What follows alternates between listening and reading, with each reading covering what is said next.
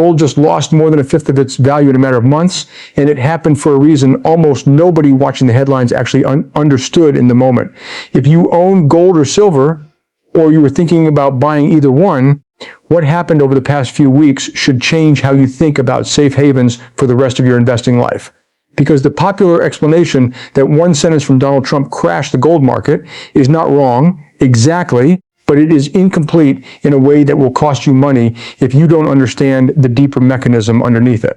Stay with me for the next few minutes, because by the end of this video, you are going to understand something about how markets actually work that most retail investors never learn, and it applies far beyond gold.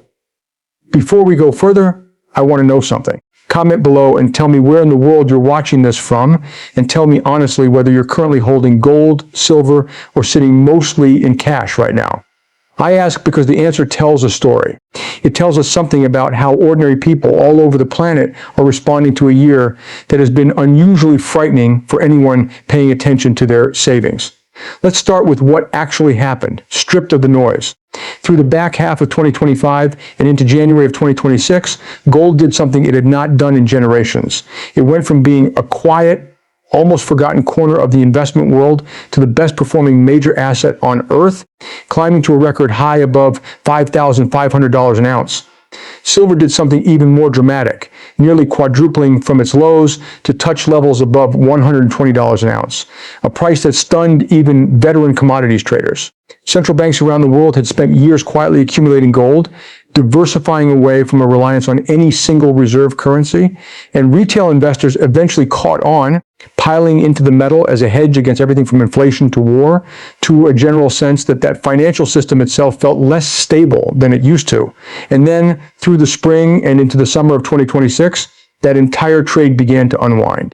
Gold fell from its January peak by close to 30%, breaking below the psychologically important $4,000 level for the first time in the year.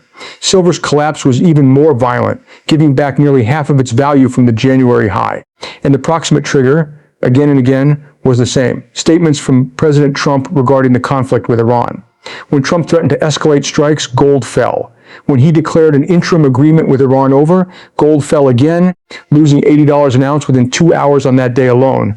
When his administration installed a new, more hawkish Federal Reserve Chair in Kevin Warsh, gold fell once more. Here is where most financial commentary stops. It reports the headline, shows you the chart, and moves on. But if you actually want to protect your wealth, you need to understand why a single politician's words could move a market that is supposed to be one of the most stable, most liquid, most globally diversified assets on the planet. And the answer is not really about Trump at all. Trump is the messenger. The mechanism is something much older, much more structural, and much more important for you to understand. Let's talk about how gold actually works as an asset, because this is where almost everyone gets confused. Gold pays you nothing. It has no yield, no dividend, no coupon. If you own a share of a company or a government bond, or even keep your money in a savings account, that asset generates a return simply by existing. Gold does not. The only return gold offers is the change in its price, plus, in some cases, the psychological comfort of holding something tangible during moments of fear. The single fact that gold is a non-yielding asset is the key that unlocks almost everything else in this story. When interest rates rise or are to rise, every asset that competes with gold for a place in your portfolio suddenly becomes more attractive. A government bond that once paid you almost nothing might now pay you 4, 5, 6% a year guaranteed by the state. Cash in a savings account starts earning something. Suddenly, the opportunity cost of holding gold, the return you are giving up by choosing a metal that sits in a vault instead of an asset that pays you, becomes real and painful. This is what economists call the real yield relationship, and it is one of the most reliable patterns in all of finance. When real yields, meaning interest rates adjusted for inflation, move higher, gold tends to move lower. When real yields fall, gold tends to rise. It is not a perfect relationship, but over long stretches of history, it holds remarkably well. Now, overlay the Iran conflict onto this framework and the entire puzzle resolves itself. When Trump escalated military threats against Iran and when fighting disrupted shipping through the Strait of Hormuz, oil prices surged. Rising oil prices are not just a headline about gas station costs. They are one of the most direct channels through which inflation enters an economy, because energy costs ripple through the price of nearly everything else that gets produced, shipped, and sold. So as oil spiked, inflation expectations rose with it. And when investors and central bankers start to believe inflation will stay elevated for longer, they price in higher interest rates to compensate. That is exactly what happened. Betting markets that track the odds of Federal Reserve rate decisions swung sharply toward expecting hikes rather than cuts, and the odds of a near-term rate cut collapsed from around 1 in 4 down to roughly 1 in 8 in a matter of days. This is the paradox that confused so many investors this year, and it is worth sitting with for a moment because understanding it will change the way you think about crises for the rest of your life. Geopolitical conflict is supposed to be gold's best friend. Fear is supposed to drive people towards safe havens, but this year, the same conflict that should have pushed investors toward gold instead pushed them toward the very thing that punishes gold the most: higher interest rates and a stronger dollar. The war did not fail to create fear. It created plenty of fear, but it routed that fear through the oil market and the inflation outlook rather than directly into precious metals. And the result was a mechanism working almost in reverse of what textbook safe haven logic would predict. There is a second piece to this puzzle, and it is the US dollar. Gold is priced in dollars globally, which means the strength or weakness of the dollar itself has a mechanical effect on gold's price separate from anything happening with interest rates. When the dollar strengthens against other major currencies, it takes fewer dollars to represent the same underlying value, which tends to push the dollar price of gold down. Through this period, as traders bet that the Iran conflict would keep energy costs and inflation elevated for longer, and as a more hawkish Federal Reserve chair took the helm, the dollar index climbed to some of its strongest levels of the year. So gold faced a genuine double blow. Rising real yields made it less attractive on a relative basis, and a strengthening dollar made it mechanically more expensive in local currency terms for buyers outside the United States, dampening demand from some of the world's largest gold-consuming nations. I want to pause here and talk about something that rarely gets discussed in financial content, but which I think is essential to understanding moments like this one. And that is the biology of how your brain processes financial fear and greed, because it explains why so many investors get these moments exactly backwards. When markets move sharply, whether up or down, your brain does not process that information the way it processes a calm, rational spreadsheet. Sharp price moves activate the amygdala, the part of your brain responsible for detecting threats. And this happens faster than your conscious analytical mind can intervene. This is a survival mechanism that served humans well for hundreds of thousands of years when the threat was a predator in the grass. It serves you very poorly when the threat is a red candle on a trading chart. Alongside this threat response, your brain's reward circuitry, driven largely by dopamine, reacts powerfully to the anticipation of gains and the pain of losses. Research in behavioral finance, building on the work of psychologists like Daniel Kahneman and Amos Tversky, has consistently shown that the pain of losing money registers more intensely in the brain than the pleasure of gaining an equivalent amount.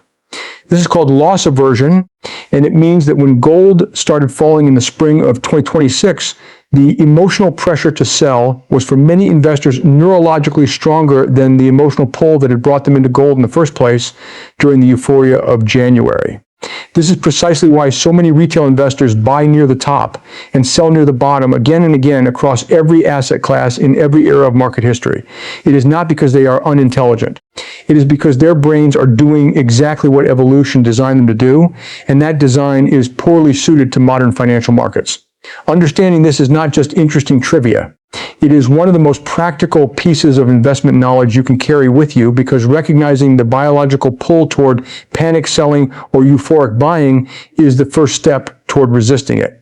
Let me tell you about someone I'll call Daniel, a 44-year-old small business owner who, watching gold's relentless climb through the end of 2025, decided in January of 2026 to move nearly a third of his retirement savings into gold and silver, right near the peak. He was not reckless. He had read about central bank buying, about dollarization, about the debt trajectory of the United States government, and every argument made sense to him. What he not account for was timing. And specifically, he did not account for how quickly sentiment can reverse once a crowded trade meets an unexpected shift in interest rate expectations. By July, watching his silver position down nearly 40% from where he bought it, the fear response took over, and he sold, locking in a loss he did not need to lock in right. As many analysts were suggesting, the medium-term structural case for gold remained intact. Daniel's story is a fictional composite, but it reflects a pattern that plays out in some form in nearly every commodity cycle in modern financial history. This is not a story about gold being a bad asset. It is a story about the danger of entering any asset at the peak of public euphoria without a plan for what you would do if the price moved against you. Now compare that to someone I'll call Amara, a 31-year-old teacher who had been slowly accumulating a small position in physical gold for nearly 3 years before this rally even began, treating it the way a prudent investor treats insurance rather than the way a speculator treats a trade. When gold spiked in January, she did nothing. When it crashed through the summer, she also did nothing because her original reasoning for owning gold as a small permanent hedge against currency debasement and long-term uncertainty, representing perhaps 5 to 10% of her overall portfolio, had not changed simply because the price had moved. By the time this video was being made, her position was worth meaningfully less than its January peak, but still comfortably above where she originally bought it, and she felt no urge to sell because she had never been trying to time the top in the first place. Again, this is a fictional illustration, but it captures something real about the difference between owning an asset as a strategic long-term allocation versus chasing it as a momentum trade. There is a third story worth telling about a man I'll call Robert, 62 years old, approaching retirement, who had never owned any precious metals at all until he watched gold's collapse below $4,000, and remembering headlines from earlier in the year about record highs, assumed the crash meant gold was now cheap and safe to buy. He put a meaningful sum in near what turned out to be a temporary bottom, only to watch it dip further as the Iran conflict continued to whipsaw sentiment. Robert's mistake was not that he bought gold, it was that he was reacting to a headline rather than to a framework. He did not understand why the price had fallen, so he had no way of judging whether the reasons for the fall had actually been resolved. This is precisely the trap that this video is trying to help you avoid. Now, before we go further into what this all means for the future, I want to ask you for something. If you're finding this useful, take a moment to like this video and subscribe to the channel, because we go deep into exactly this kind of macroeconomic reasoning every week. And I promise you the final insight in this video, the one that ties everything together, is worth staying for. It reframes not just what happened to gold, but how you should think about every future crisis you'll face as an investor. Let's widen the lens now, because gold's crash this year cannot be understood in isolation. It sits inside a much larger story about debt, monetary policy, and the long arc of financial history. And this is where the historical parallels become genuinely instructive rather than just decorative. Consider the 970 seconds, a decade that shares more in common with our current moment than almost any other period in modern financial history.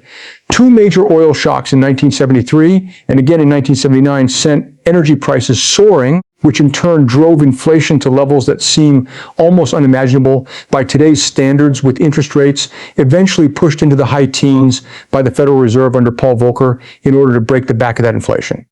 In the near term, during the sharpest phases of those oil shocks, higher rates and stronger dollar dynamics could create real headwinds for gold, not unlike what we've seen this year. But over the full arc of that decade, as investors gradually lost confidence in the ability of paper currencies to hold their value amid persistent inflation, gold became one of the standout performing assets of the era. The lesson is not that gold always rises during crises. The lesson is that gold performance depends enormously on which specific mechanism is dominant at any given moment, rate-driven headwind or the currency debasement, inflation-driven tailwind. This year so far, the rate-driven headwind has been winning. That does not mean it wins forever. There's another parallel worth drawing to the years following the 2008 financial crisis, when central banks around the world embarked on unprecedented programs of quantitative easing, expanding their balance sheets and pushing interest rates towards zero in an effort to stabilize the financial system. During that period, as real yields fell and as investors worried about the long-term consequences of so much newly created money, gold entered one of its great bull markets, eventually peaking in 2011. The pattern again comes back to the same core relationship. When real interest rates fall and the future value of paper currency looks uncertain, gold tends to shine. When real rates rise and currencies, particularly the dollar, strengthen, gold tends to struggle even amid geopolitical turmoil. This brings us to the debt cycle, a concept that deserves real attention because it shapes the entire backdrop against which this gold story is playing out. Governments around the world, and the United States in particular, have accumulated levels of debt relative to the size of their economies that are historically unusual outside of wartime. Servicing that debt becomes more expensive as interest rates rise, which creates a genuine tension at the heart of monetary policy. On one hand, a central bank may want to keep rates elevated to fight inflation. On the other hand, extremely high government debt loads create pressure over time to keep rates lower than inflation would otherwise justify, because the alternative is an unsustainable rise in the cost of servicing that debt. This tension between fighting inflation and managing debt sustainability is one of the great unresolved questions hanging over the global economy right now. And it is precisely the kind of long-term structural concern that has driven central banks worldwide to steadily accumulate gold reserves over the past several years, seeking to diversify away from an over-reliance on any single government's currency and debt obligations. This is the deeper structural case for gold that has not disappeared just because the price fell this year. Central bank buying, which had been one of the primary drivers of gold demand through 2024 and 2025, reflects a slower moving, more strategic form of demand than the retail flows that pile in and out based on headlines. When World Gold Council data showed a significant wave of selling from gold-backed exchange-traded funds during this recent downturn, with tens of tons of outflows in a single stretch, that was largely a reflection of shorter-term, more sentiment-driven capital exiting the trade. It does not necessarily tell us what the world's central banks, who tend to think in years and decades rather than days and weeks, are planning to do with their own reserves. So, where does this leave us? I want to be careful here, because anyone who tells you they know exactly what to do next is not being honest with you. And part of being a responsible investor is accepting genuine uncertainty rather than pretending to have answers you don't have. What we can say, based on the evidence and the economic logic we've walked through, is this. Gold's price in the near term remains highly sensitive to the path of the Iran conflict, to oil prices, and most importantly, to the trajectory of Federal Reserve policy under its new leadership. If inflation proves more persistent and rates stay higher for longer, gold could remain under pressure or even fall further, regardless of how much geopolitical tension exists in the background. If, on the other hand, the conflict de-escalates, oil prices ease, and the Federal Reserve eventually resumes cutting rates, the same mechanical relationship between real yields and gold that has weighed on the metal this year could just as easily reverse and become a tailwind. Some analysts, including strategists at major banks, have suggested could still reach new highs later this year if that combination of central bank buying, softer positioning, and eventual rate cuts materializes, though this remains a forecast, not a certainty. And forecasts of this kind have a long history of being wrong in both directions.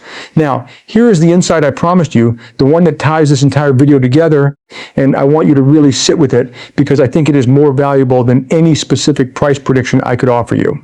The lesson of this year is not that gold failed as a safe haven, and it is not that Trump single-handedly crashed a market with a sentence.